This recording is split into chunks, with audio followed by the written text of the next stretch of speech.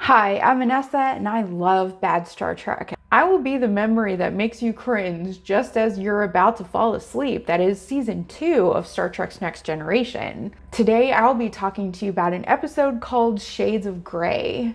Even Maurice Hurley, the writer/producer that was fully behind such clunkers as Up the Long Ladder, thought that this episode sucked just as hard as Code of Honor. But even if Code of Honor was racist trash, it still had some semblance of a plot. Unlike this one. By the time the end of season 2 rolled around, the budget had run dry. And so they believed that their only option at this point was to do a clip show. And I disagree. I think constraints present an opportunity for writers and producers to do something more creative, not less. And with a season finale, you are charged with making something impactful and memorable so that the audience will come back to watch next season. Instead of relying on old footage, which were, funnily enough, from some of the worst episodes out there so far, they could have had just one solid monologue, somewhat in the vein of In the Pale Moonlight on DS9, but even more intense because you're not cutting away from action. You're just watching one actor for the whole time. Perhaps Picard recalls a day on the Enterprise or a previous assignment where he bore witness to something that left him questioning his commitment to Starfleet, which for a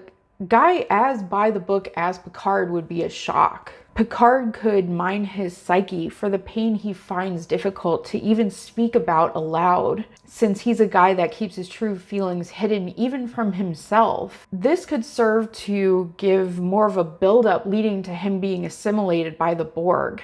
And the resulting attack on Wolf 359 would be a direct result of that very second guessing. Or, since it's Diana Maldor's last episode that she's featured in, give Pulaski a send-off where her character makes a meaningful connection with her as she's about to leave. Finally. Maybe with Riker because they have his father in common, or maybe Data because they got off on the wrong foot. And if they're going to use clips, use them to illuminate details that were missed the first time around.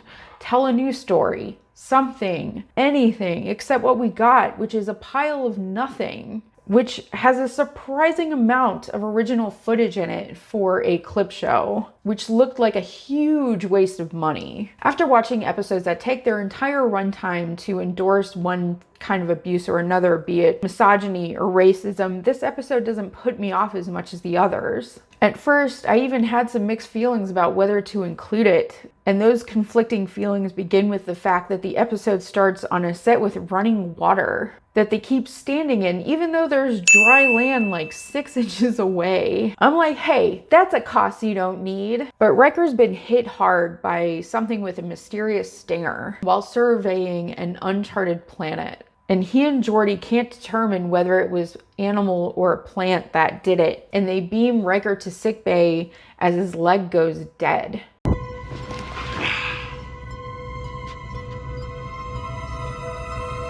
This is the strangest feeling. My whole leg just went dead. And Pulaski announces to Picard and Riker that Riker may die since this unidentifiable substance, which is a cross between a virus and a bacteria, has fused to his nerves and can't be manually removed. And it will travel to his brain and eventually kill him unless they figure out something that will counteract it. One unexpected side effect of watching terrible episodes end to end is that I have become reinvested in these characters. Even when the story is bleh, these characters have grown on me even more. So when I saw that Riker was in danger, I actually choked up a little bit, even though I obviously know that he survives. But the emotional impact of potentially losing that character was sucked out of the story. And it's almost as if you can emotionally see and feel when the money runs out.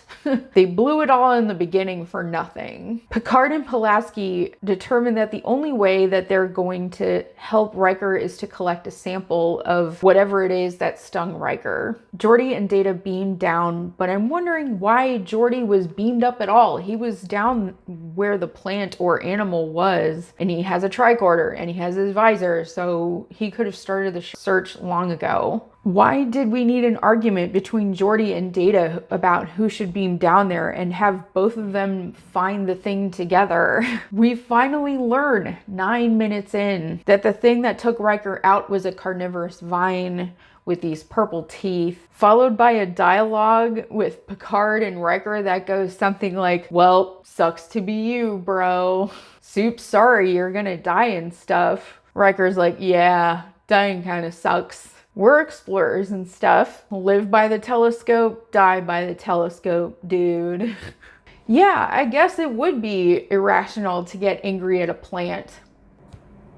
And Deanna comes in to visit him, and Riker continues to be a cucumber in the crisper drawer wearing sunglasses about dying. And he's like, not gonna cry about it. You know what my legacy is gonna be, Deanna? Not being a little bitch. Gotta have pride. Oh yeah. Deanna, facing death is the ultimate test of character. I don't want to die, but if I have to, I'd like to do it with a little pride. If it were me, I'd be like, I'm fucking dying. This is horrible. Until they knocked me out completely cold. The idea that death is a test of character is ridiculous. All pride does is get in the way of connecting with people authentically before you're gone forever. That looks like it just might happen once Riker rolls his eyes back and the infection is said to have spread to his spinal column. So about halfway in the episode, he's at death's door. And the only thing that can keep Riker alive is some chopstick headpiece, a fascinator, if you will, that'll send electrical impulses. And Deanna senses that his mind is experiencing different emotions depending on the frequency, which seems to affect the bacteria. So that's how they integrate the clips. They're like dreams that make him feel stuff, which isn't the least imaginative thing ever, but the clips are just flashes in his mind and they're kind of random and really disconnected. So Pulaski is basically Dr. Forrester sending bad movies into Riker's brain. So he's being forced to watch them. And when they catch on to this connection, Pulaski pulls on the horny frequency. Now we're back on Rubicon 3 with the blonde people in their underpants and Minuet. And it becomes like a This Is Your Life, except it's a scrapbook of every single one of Riker's erections in the past 2 years.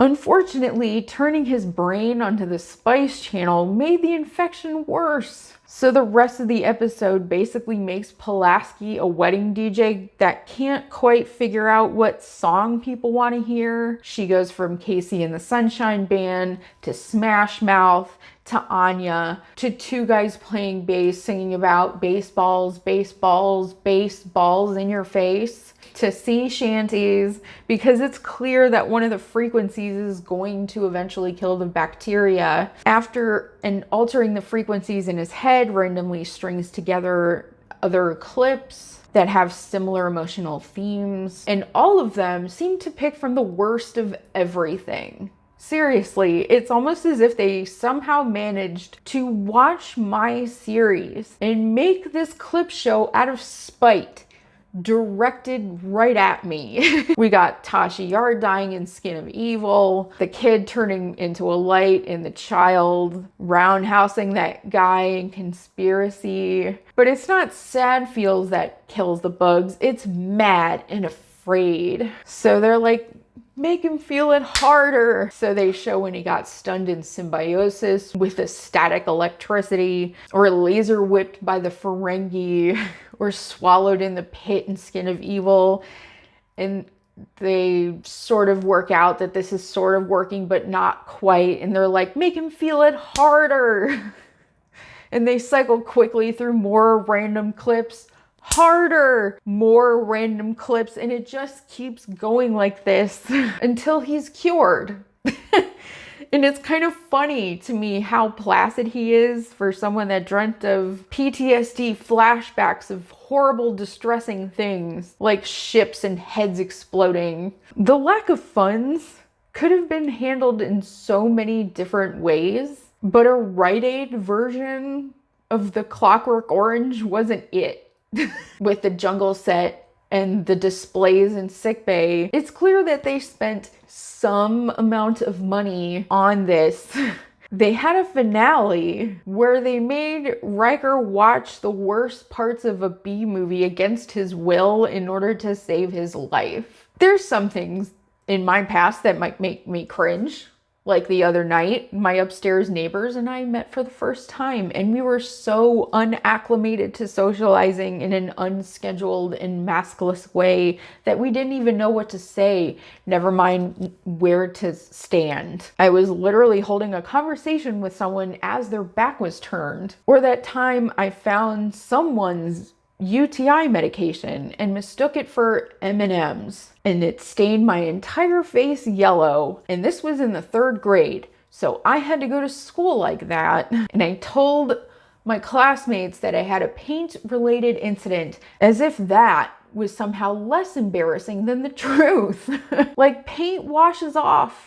If I had to experience that repeatedly after being sliced open by a carnivorous vine, I wouldn't wake up as if I had a spa treatment at the chopstick factory. Thankfully, the creative differences between the writers and producers stopped almost entirely after this, and the next generation gets so much better. I hope people watch this and understand that seasons 1 and 2 of The Next Generation, save for maybe a few episodes here and there, are truly skippable. Please don't get discouraged by the first 2 seasons. There are some shitty episodes scattered throughout the rest of The Next Generation. What I'm going to do next is a little up in the air. Maybe Voyager with a Deep Space Nine detour. But there's still plenty of bad Star Trek, and I love it all. Till next time, I guess.